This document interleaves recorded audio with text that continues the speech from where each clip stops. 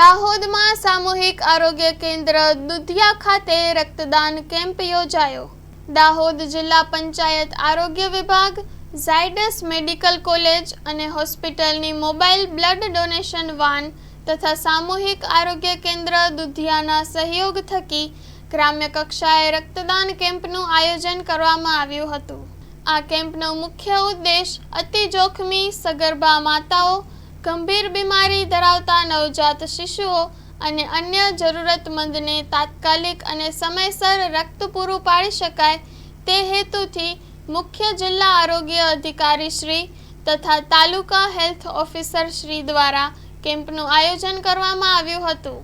18 થી 65 વર્ષ સુધીની તંદુરસ્ત વ્યક્તિ અને જેમનું વજન 45 કિલો કે તેથી વધારે હોય તેઓ રક્તદાન કરી શકે છે।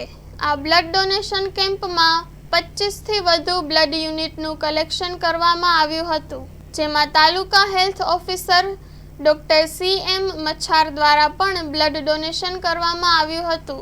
Story report by Kishore Dabgar, Dahod.